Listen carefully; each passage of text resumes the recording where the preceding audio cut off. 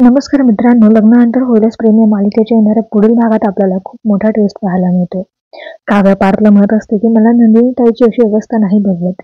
ती कायम सगळ्यांना न्याय मिळवून देते, पण आज तिच्यावर अन्याय होतोय. त्यानंतर काव्याला अचानक आठवतं की ती पार्थला म्हणते सकाळी त्या बाईला आपण हॉस्पिटलमध्ये सोडलं होतं. आपण पुन्हा त्यांची विचारपूसही केली नाही. तुम्ही एकदा त्यांना फोन करून बघा ना. तेव्हा पार्थ लगेच त्यांना फोन करून विचारतो. तेव्हा समोर सँडी बोलत असतो. तो पार्थ आणि काव्याचे मनापासून आभार मानतो. आणि आता सँडीला पहिले केलेल्या चुकीचा पश्चाताप होत असतो. त्यामुळे तो पार्थला म्हणतो की मला तुम्हाला भेटायचं आहे आणि तुम्हाला खूप महत्त्वाची गोष्ट सांगायची आहे. ही माझ्याकडून झालेली सर्वात मोठी चूक आहे. मला ती चूक सुधारायची आहे. मला उद्या भेटा. तेव्हा पार्थ म्हणतो हो चालेल. आम्ही दोघेही उद्या तुम्हाला भेटायला येतो. आता काव्य पार्थ मात्र त्यांना प्रश्नच पडतो की नेमकं काय झालं असेल. आणि पार्थ दोघेही सँडीला भेटायला हॉस्पिटलमध्ये जातात.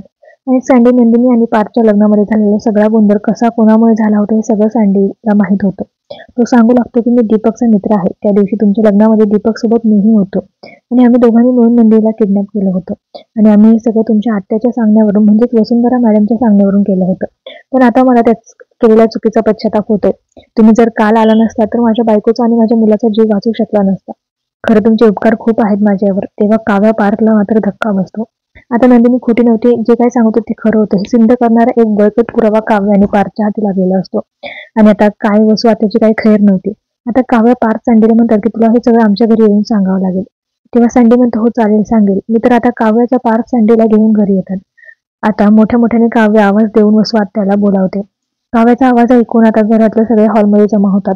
तेव्हा वसू आत्या म्हणते कशाला ओरडते, आज काय नवा तमाशा आहे. काव्य वसुंधराला म्हणते तमाशा नाही तुमचा तर खरा तुम्ही काय केलं आमच्या लग्नाच्या नात्याचं. तेव्हा वसुंधरा म्हणते की काय बोलते कळतंय की तुला काल तुझ्या बहिणीने एक तमाशा घातला आणि आता तू दुप्पट तमाशा घालतेस. तेव्हा काव्य म्हणते आता खरा तमाशा सुरू होणार आहे. तुम्ही म्हणत होता ना नंदिनी ताईला किडनॅप केलं नाही, तर मी हे सिद्ध करून दाखवते की तुम्हीच नंदिनी ताईला किडनॅप केलं आहे.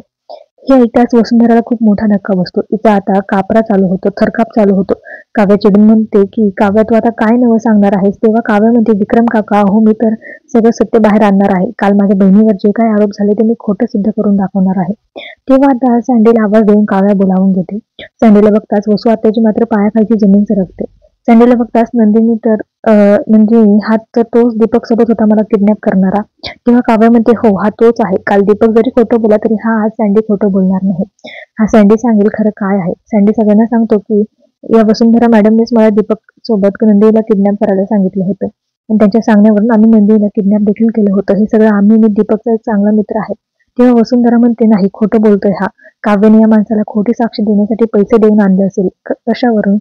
तर मग आता सँडी त्यांचे कॉल रेकॉर्ड देखील दाखवतो आणि या कॉल रेकॉर्डवरूनच सिद्ध होतं की आता वसू आत्या खोटारडी आहे. त्यामुळे आता विक्रम आता वसू आत्याला काय शिक्षा देणार, पुढे काय होणार सगळं पाहणं रंजक असणार आहे. पण तुम्ही मालिका पाहताय का? मालिका तुम्हाला आवडते का? ते कमेंटमध्ये नक्की कळवा. धन्यवाद.